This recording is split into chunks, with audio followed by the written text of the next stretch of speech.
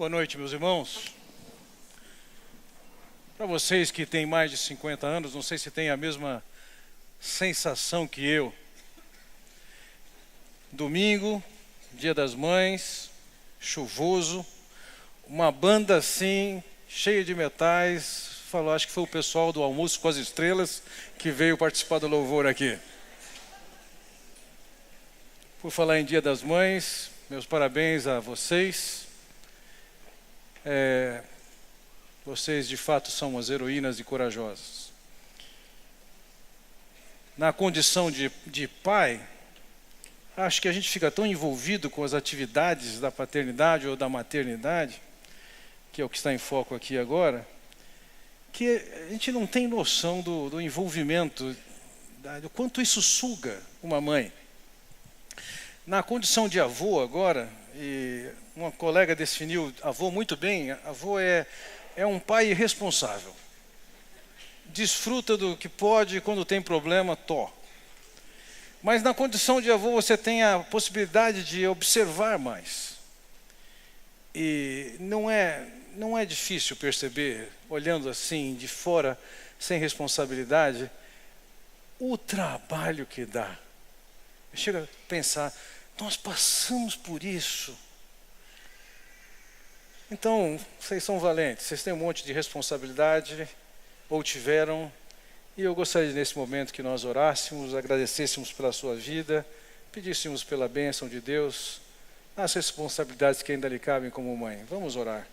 Pai Celestial, quero te agradecer pela oportunidade que temos, ou que tivemos, de termos uma mãe que cuidou de nós, que dedicou de uma maneira substancial as suas vidas, seu tempo, sua energia, para que cuidasse dos seus filhos. Pai, nós te louvamos e bendizemos pelas mães que têm se inspirado na tua orientação, na tua palavra e têm cuidado dos seus filhos. Louvo por isso. Peço, ó Pai, para as mães que aqui estão a graça, o fortalecimento que vem de Ti para as tarefas que lhes cabem, de cuidar, de disciplinar, de educar seus filhos.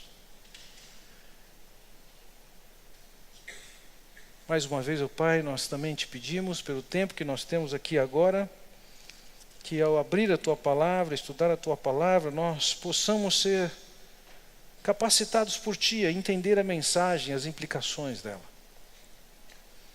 Que possamos crescer com aquilo que ouvimos e que entendamos o que é necessário para adequarmos nossas vidas ao Teu plano, à Tua vontade. Eu oro, Pai, no nome do Senhor Jesus. Amém.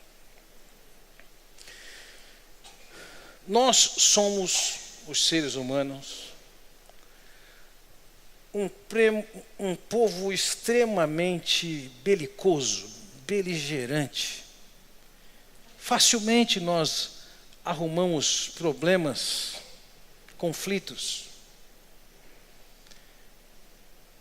Basta você dar uma olhadinha para fora e perceber o que está acontecendo no mundo hoje. E não sei se você atenta a isso, mas eu acho impressionante como nós somos capazes de arrumar motivos para conflitos e guerras. A América do Sul, nos nossos dias, vive uma tensão, olhando para Venezuela, um país que já teve uma condição tão equilibrada, hoje um caos, guerra, sofrimento, conflitos entre eles. Se você olha ainda para os Estados Unidos, uma nação historicamente bastante estável, quando você olha para o que está acontecendo hoje, como está polarizada a política, as queixas, mesmo no país mais rico do mundo não há contentamento. A Europa, então, com todo o risco de terrorismo e ainda o risco de fragmentação, vai para a Ásia e passa numa Rússia que recentemente, poucos anos, invade a Crimeia. e que hoje está numa tensão com os Estados Unidos, a China, que é uma ameaça constante, a Coreia do Norte com sua postura hoje. Onde é que nós chegamos com isso? Se nós contarmos os últimos 100 anos, praticamente, incluindo toda a Primeira Guerra Mundial, nós vamos ver que nesses conflitos e tensões, morreram um pouco mais de 200 milhões de pessoas. 200 milhões de pessoas é a população do Brasil. Por que tanta guerra, tanta tensão? Curiosamente, esses 200 milhões de pessoas foram mortos, e não foram mortos por causa de uma perseguição religiosa. Efetivamente, cristãos são acusados e religiosos são acusados de causarem guerras, e na história existem assim ocorrências e fatos que nunca chegaram perto do que aconteceu nos últimos 100 anos e gerado por estados declaradamente antiteístas. O problema não está em ser religioso ou não. O ser humano é assim. Talvez nunca tenhamos tido uma organização internacional, como é o caso da ONU, em que é tão grande e tem tantos recursos e empreende tantos esforços para pacificar a sociedade. E ela é insuficiente para fazer isso, e ainda mais, algumas vezes, seus agentes são vítimas dessa violência e mortos por causa dessa violência que é inerente ao ser humano. Isso não era diferente nos dias de Paulo, quando Paulo escreve sua carta aos Efésios. Quem dominava era o Império Romano. Éfeso era uma capital romana na Ásia. Quem discordava da política de Roma podia conhecer a força esmagadora de um exército disciplinado que massacrava aqueles que se levantavam contra. Nós, seres humanos, somos capazes de produzir todo tipo de conflito por qualquer tipo de motivo. Enquanto as Escrituras apresentam Deus como alguém que é pacificador. Deus é pacificador, e eu queria passar para vocês essa noite essa visão, que a obra de Cristo foi eminentemente pacificadora, e a seu tempo todas as coisas chegarão no contexto da paz, mas quando Cristo morreu naquela cruz, ele tinha um propósito de pacificação.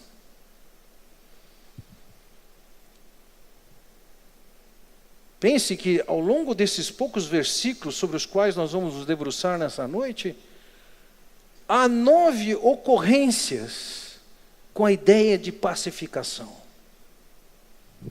Então esse é um assunto latente nesses versículos aqui. Eu gostaria de olhar com vocês nessa noite para 3 aspectos da obra de Cristo que trazem paz e que criam uma nova sociedade à igreja. Como você pode ver aqui, finalmente eu estou chegando no nome da série, Nova Sociedade. Porque, de fato, até agora o que vimos, a maior parte do que vimos, são as coisas que Deus tem feito e que tem alcançado o indivíduo. Mas a partir de agora a ênfase começa a mudar, e ao invés de ele olhar para nós somente como indivíduos, ele olha para a gente como um coletivo.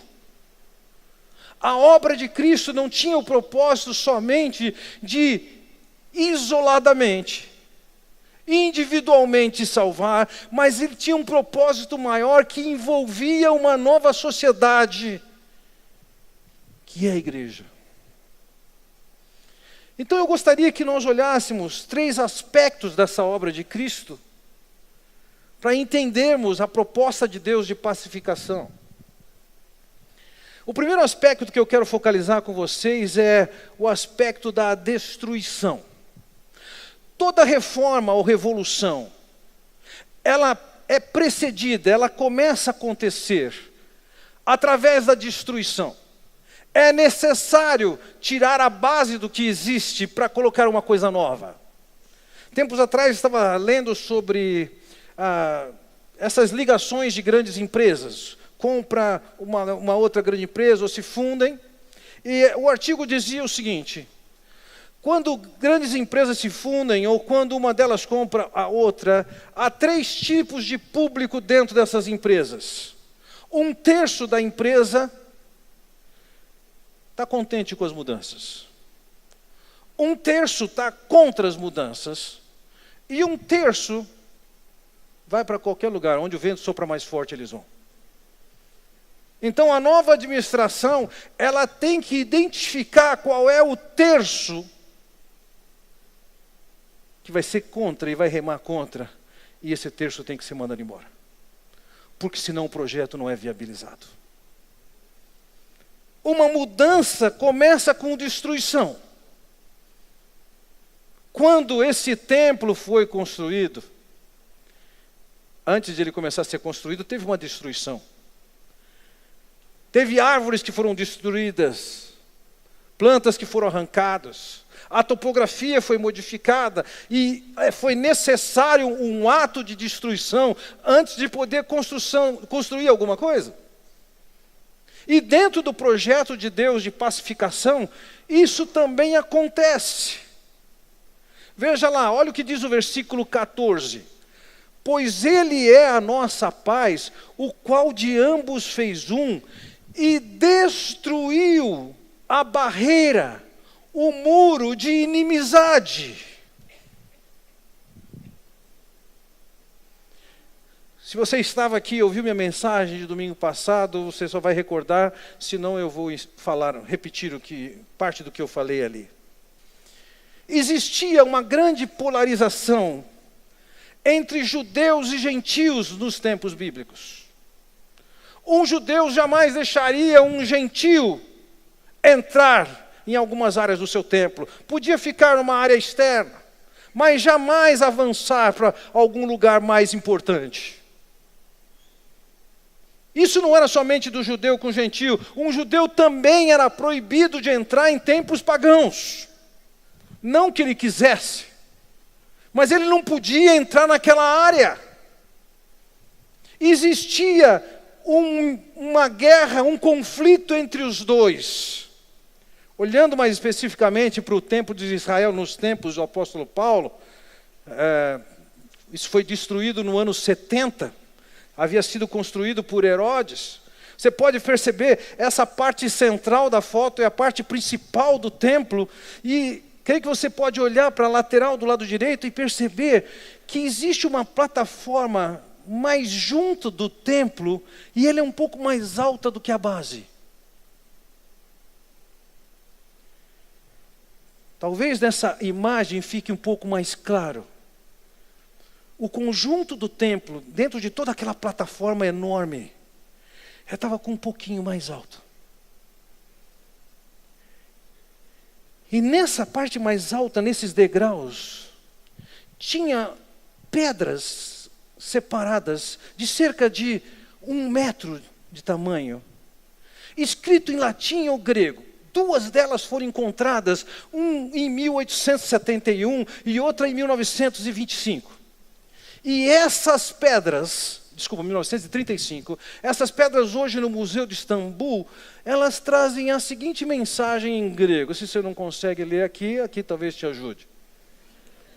A mensagem era simples: se você passar daqui não sendo judeu, você vai ser morto. Havia uma tensão enorme entre esses 2 grupos. Qual era a origem disso? A origem disso era uma falsa confiança e um orgulho religioso no que era a base da fé judaica. Veja, no versículo 15 ele explica o que é isso. Anulando em seu corpo a lei dos mandamentos. O muro, o impedimento que tinha entre os dois, era formado por causa da lei dos mandamentos, ou seja, os judeus haviam recebido a mensagem de Deus, a revelação de Deus, com ela os mandamentos, cobrindo diversas áreas da vida, moral, agricultura, saúde, alimentação. E na medida que eles respeitavam isso, eles desrespeitavam quem não praticava aquilo. Quem não era circuncidado, como vimos na semana passada, eram chamados com desdém de incircuncisos. Havia um orgulho pela posição, pela lei que eles tinham. E, consequentemente, um desprezo pelos demais. Mas vejam, o que talvez fosse um motivo de orgulho, não era para ser, era a lei dos mandamentos, eles tinham a revelação. E o texto aqui diz que nesse novo projeto de Deus, Deus anulou a lei dos mandamentos. Mas por quê? O que significa isso? Para isso nós precisamos entender antes o que era, qual era o papel da lei de Deus. Eu creio que em toda a minha vida, todo o meu ministério, eu não tenho tratado uma questão tão constantemente quanto essa, tentando esclarecer o propósito de Deus quando Ele deu a lei dele. É comum as pessoas pensarem que Deus deu a sua lei para a gente obedecer. Agora veja o que o apóstolo Paulo vai dizer num outro lugar, em Romanos capítulo 3, ele diz: ora, sabemos que tudo que a lei diz, aos que vivem na lei o diz, para que se cale toda a boca e todo mundo seja culpável perante Deus. Veja, por que é que Deus deu a lei dele? O apóstolo Paulo diz aqui claramente, para que você cale a boca e se reconheça culpado. A lei não tem nenhum propósito, porque ela é incapaz de aperfeiçoar quem quer que seja. A lei, ela te dá condições de perceber o quanto você está errado. Se você ler lá, não, você tem que adorar somente a Deus e servir somente a Deus. Você não pode matar. Você não pode dar falso testemunho. Você fez a declaração de imposto de renda recentemente? Você não pode falar mentira. Você não pode adulterar. E vai colocando isso, e até que chega no 10º mandamento, e ele diz assim: não cobiçarás. Ele leva o nível da lei, da ação para o nível da intenção, ou seja, não é simplesmente o que você faz ou deixa de fazer, a lei contempla o que você pensa. Como o Senhor Jesus vai completar, ele vai dizer: Moisés vos disse, não matarás, eu porém vos digo, se você tiver odiado alguém no coração, já pecou. Moisés vos disse, não adulterarás, eu porém vos digo, se você olhar para uma mulher com intenções impuras, já adulterou.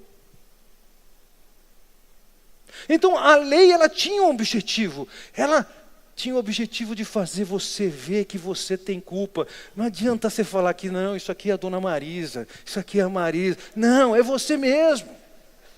A culpa é sua.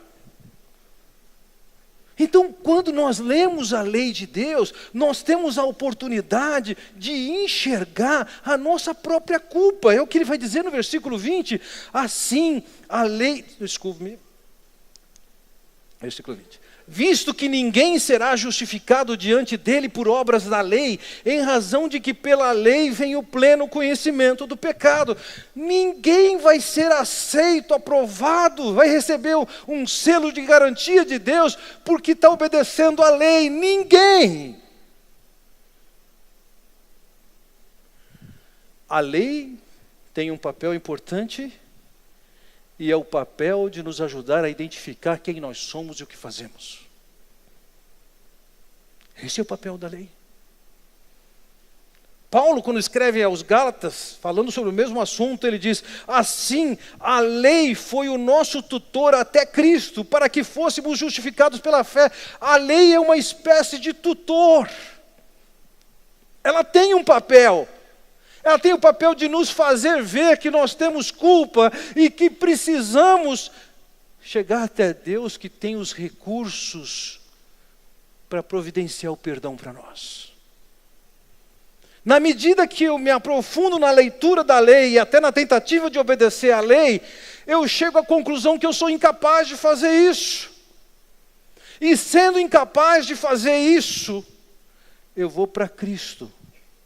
Então a lei, ela tem um prazo de validade. Ela não passa de Cristo. Veja, versículo 25 ele diz: agora porém, tendo chegado à fé, já não estamos mais sob o controle do tutor. Sendo que a lei tem um papel de nos levar à consciência do nosso pecado, uma vez que nós temos consciência do nosso pecado e que conhecemos a solução que temos em Cristo, a lei deixa de ter importância. É como se você fosse fazer um exame, uma consulta, e o médico pedisse um exame, e no seu exame, na sua ecografia, na sua tomografia, ressonância, etc., ficasse identificado claramente o problema que você tem. Identificado o problema, o médico vai tratar você. O exame que você fez, seja ele qual for, não vai tratar você, ele só mostra o seu problema. O tratamento é outro, ou é uma cirurgia, ou é remédio. No caso da nossa culpa, a lei tem o papel de mostrar a culpa, mas ela não tem o papel de nos curar. Ela só é o meio de nos levar, reconhecendo que estamos culpados, diante do Deus de graça, que tem a solução para o nosso pecado. Então a lei está sendo destituída aqui do papel maior que tinha no ambiente judaico. E é isso, voltamos ao versículo 15, que ele anulou em seu corpo a lei dos mandamentos expressa em ordenanças. Então, não existe mais o povo que vive adorando uma lei, vivendo em função de uma lei, e por isso tem algum orgulho e direito de discriminar outros. Na obra salvadora de Deus, pacificadora de Deus, a primeira coisa que Deus fez foi a destruição daquilo que podia levar as pessoas ao orgulho que tinham. Não precisava levar, mas eles fizeram assim. Um segundo aspecto para o qual eu chamo a sua atenção da pacificação de Deus é a recriação. Vejam, até agora, até recentemente, dentro dos estudos na carta aos Efésios, a grande ênfase, com uma única exceção, é a obra que Deus fez em nós. Cristo morreu por nós. Ele é a nossa redenção. Ele nos amou. Nós somos criaturas dele, criados em Cristo Jesus para as boas obras. Mas agora no versículo 14, veja o que ele diz: ele é a nossa paz, o qual de ambos fez um. A ênfase aqui agora não é mais em cada um. Esses dois povos que estão em conflitos, que têm suas tensões, agora ele está dizendo: desses dois povos eu estou fazendo um. No versículo 15 ele vai usar uma outra figura quando ele diz: o objetivo dele era criar em si mesmo, dos dois, um novo homem fazendo a paz. Aqui o que é chamado de um ou de um novo homem é uma referência a uma nova sociedade que Deus está implantando. Finalmente, chegamos no nome da série, Nova Sociedade. O plano de Deus em salvar o homem perdido é montar uma nova sociedade. um novo homem. Mas um aspecto, mesmo chamando de novo homem, é um novo homem que compreende dentro de si uma coletividade. O objetivo dele era criar em si mesmo, dos dois, um novo homem fazendo a paz. Inicialmente o enfoque é a vida que ele nos deu, a salvação que ele nos deu, o perdão que ele nos deu, a redenção que ele nos deu. Agora ele começa a dizer, agora que individualmente nós tomamos uma decisão e chegamos a Cristo, agora nós temos uma nova condição. Agora ele começa a definir mais claramente o que é uma igreja. O que se espera de uma igreja?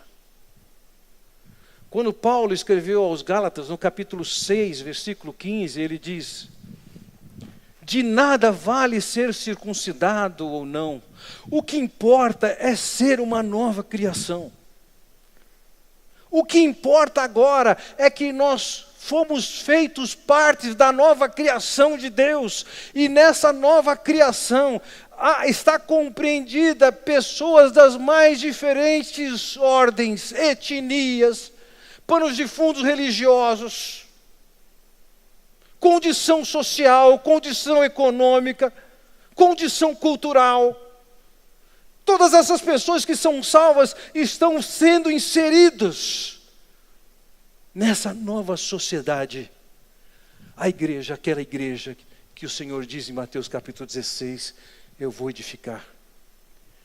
Também eu te digo que tu és Pedro, e sobre essa pedra edificarei a minha igreja, e as portas do inferno não prevalecerão contra ela.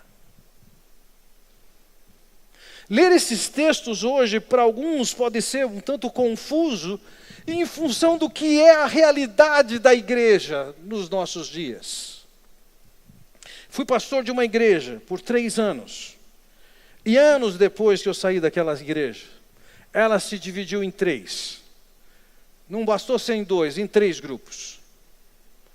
As tensões que eles viveram, me contaram posteriormente, fizeram com que alguns convidassem a polícia para estar dentro da reunião para resolver os conflitos entre eles. Lógico, a polícia não podia estar lá dentro, tinha que estar fora. Essa briga que podemos ver, ouvir, falar entre cristãos é uma realidade. Mas essa não é a briga que Deus tem para a igreja. E talvez muitas dessas que nós chamemos de igreja, nem igreja é.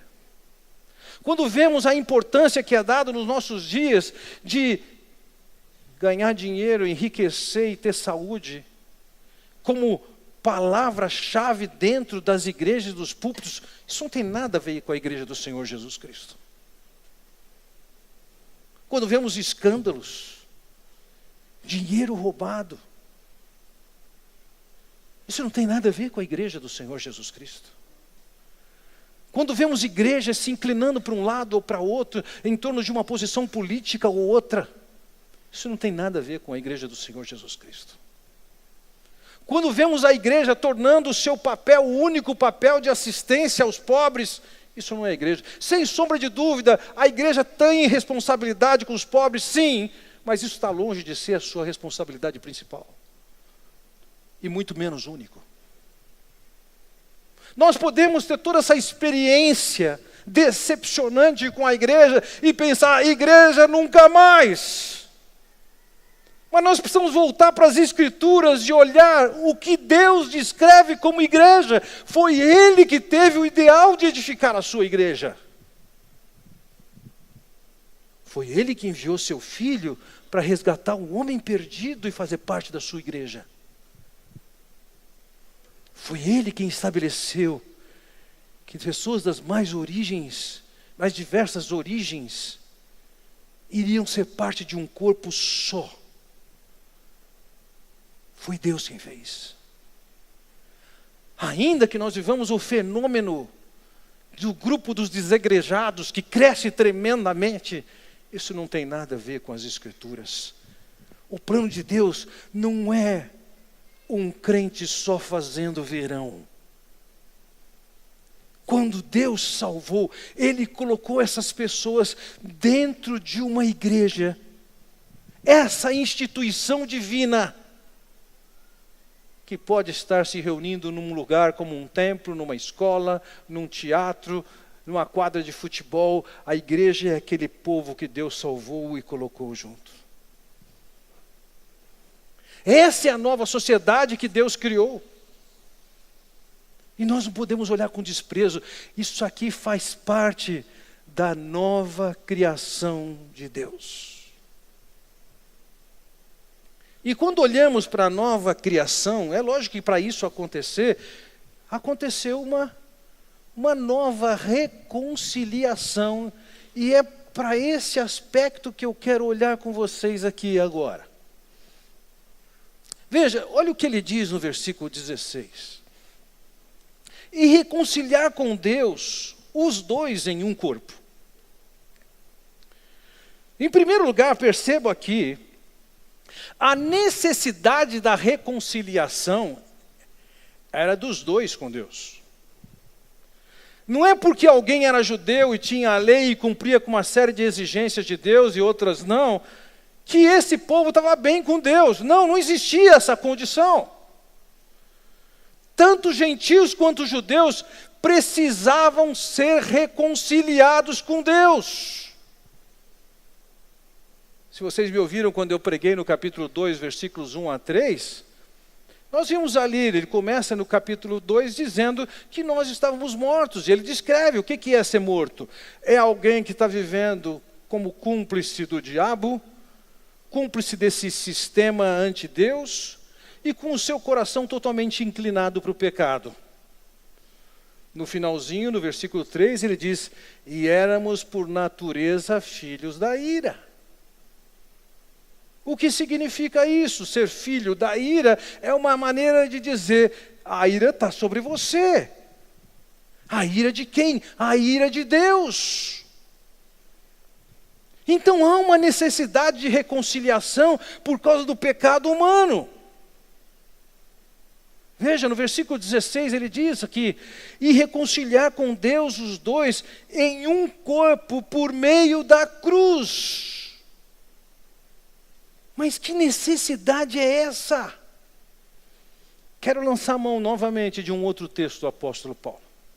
Olha o que ele diz no versículo 10, de Gálatas capítulo 3. Todos quantos, pois, são das obras da lei, estão debaixo de maldição. O que é essa mensagem aqui? Todo mundo que está tentando obedecer uma lei e de alguma maneira ser aprovado por Deus, aceito por Deus, essas pessoas estão debaixo de maldição. Todo mundo que acredita que pode por si mesmo fazer algo ou deixar de fazer algo para de alguma maneira ser aprovado, aceito, acolhido por Deus, ele diz aqui, você não está numa boa não, você está debaixo de maldição. Isso vale para judeu, vale para gentil, vale para as pessoas daquela época, vale para as pessoas de hoje. Todos que são das obras da lei, estão debaixo de maldição. E ele diz por quê? Porque está escrito, maldito todo aquele que não permanece em todas as coisas escritas no livro da lei para praticá-las. Veja, para você ser maldito, basta você não praticar toda a lei. Não matarás. Não adulterarás. Não dirás falso testemunho. E aí você pega o 10º mandamento que vai dizer, não cobiçarás. Todos esses mandamentos que Deus está dando ali, eles contemplam o nível da ação do que você faz, mas eles também contemplam o nível da intenção. O que você pensou em fazer. O que passou no seu coração hoje? O que você teve vontade de fazer hoje? Tudo que você teve vontade de fazer é publicável? Eu sei que não. A começar por mim. nós somos eminentemente pecadores. E nós podemos cumprir parte da lei, mas toda ela, ação e intenção, não. Não é só isso, veja que ele diz, aquele que não permanece, não é que você fica um tempo sem pecar. Você tem que permanecer nisso. Talvez você possa dizer assim, acho que nesses últimos 15 minutos eu não pequei. Mas com exceção dos hipócritas aqui, ninguém pode dizer assim, hoje eu não pequei. Você pode ficar um tempo curto sem pecar, mas você não pode permanecer sem pecar. É a sua natureza. Seja na ação, seja na intenção. Então vejam, se você cumpre toda a lei, no nível da ação ou da intenção, e permanece nessa condição, você não é maldito. Mas se você está na condição que todo ser humano está, ele diz aqui, você é maldito. Para você não ser maldito, você tem que praticar toda a lei, sempre, no nível da ação ou na intenção. Então, dada essa condição, nós precisamos de uma obra de reconciliação. É o que ele vai dizer no versículo 13 desse mesmo texto, quando ele fala, Cristo nos resgatou da maldição da lei, fazendo-se Ele próprio maldição em nosso lugar, porque está escrito, maldito todo aquele que for pendurado em madeiro. A obra de reconciliação que Deus propõe para nós é que o seu Filho é enviado por Deus, é dado por Deus, e Ele voluntariamente se entrega. Ele diz, ninguém tira a minha vida, eu a dou voluntariamente. Para naquela cruz, os pecados que nós cometemos fossem derramados sobre Jesus. E o juízo de Deus, a maldição que estava sobre nós, caiu sobre Ele. Então nós fomos resgatados dessa maldição. Aqui está a obra da reconciliação. Deus cumpriu a justiça através do seu Filho, que veio justamente para levar sobre si a nossa culpa. Esse é o primeiro problema, o problema básico, é o começo de todo o ambiente de guerra, porque nós estabelecemos com a nossa natureza um conflito entre nós e Deus quando nos rebelamos com esse Deus. Como ele descreveu no versículo 1 do capítulo 2, vocês estavam mortos. Como ele descreve no versículo 3, vocês estavam debaixo da ira de Deus. Mas agora ele diz que nós fomos reconciliados, ambos fomos reconciliados com Ele.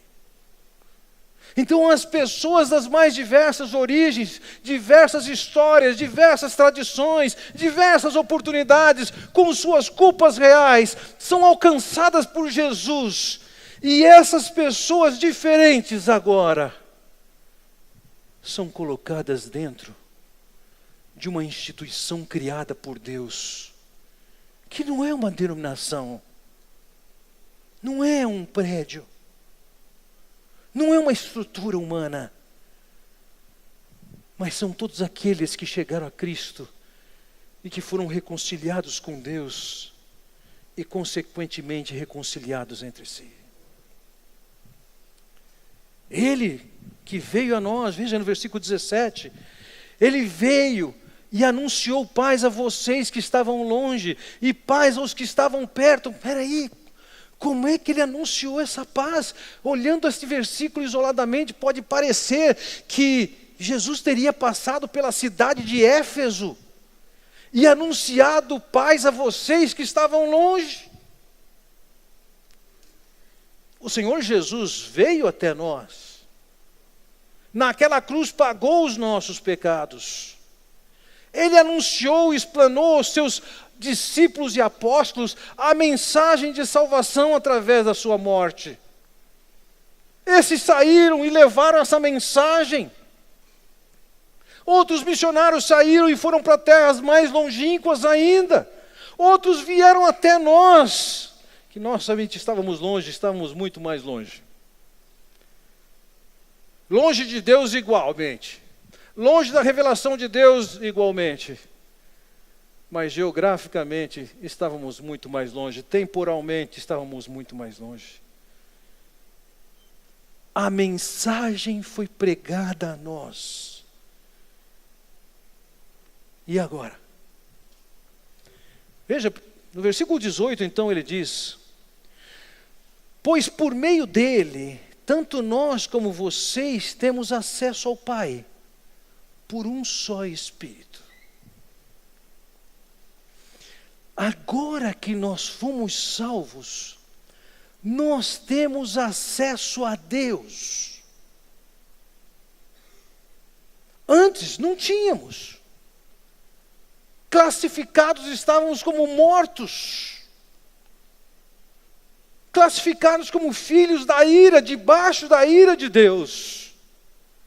E não tínhamos como chegar até Deus. Mas agora ele diz que através da obra do Senhor, através do que o Senhor Jesus fez, nós temos acesso ao Pai. Essa ideia de acesso é como se pudéssemos entrar e estar numa sala de uma autoridade. Não estou dizendo que é impossível, mas todos nós teríamos dificuldade de chegarmos na prefeitura de Campinas e irmos à sala do prefeito. E mais dificuldade ainda de irmos ao Palácio do Governo do Estado de São Paulo, na capital, e entrarmos na sala do governador. E mais dificuldade ainda de irmos a Brasília e lá no Planalto entrarmos no gabinete do presidente da República. Mas por conta da obra do Senhor Jesus Cristo, nós temos acesso à presença de Deus. E não é um acesso que nos foi dado lá no passado e ponto, não. Nós agora temos a liberdade de, por Jesus, chegarmos à presença de Deus. E uma vez que todos nós fomos pacificados com Deus, nós identificamos que não temos nenhum motivo de achar que nós somos os tais e alguém é nada. Ou tratarmos com desdém outra pessoa, não. Tanto ele quanto eu que fomos salvos estamos nesse corpo.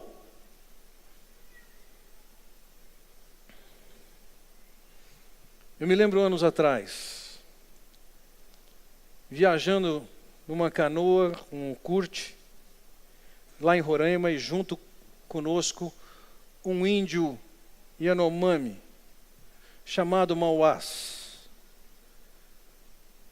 Seu jeito de se vestir, totalmente diferente do nosso.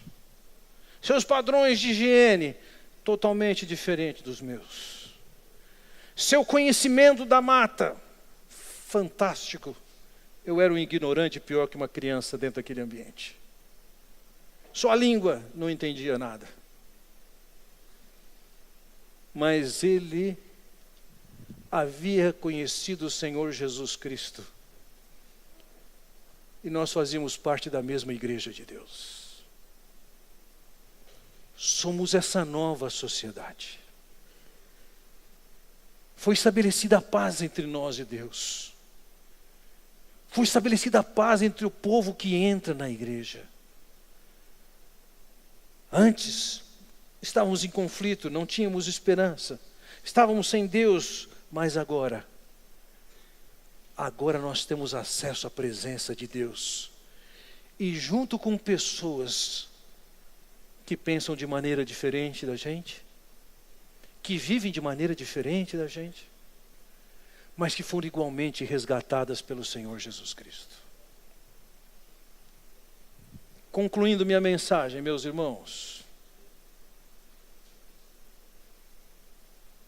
eu quero trabalhar com vocês com duas considerações. Vejam, no versículo 18 ele diz: Por meio dele, tanto nós como vocês temos acesso ao Pai por um só Espírito.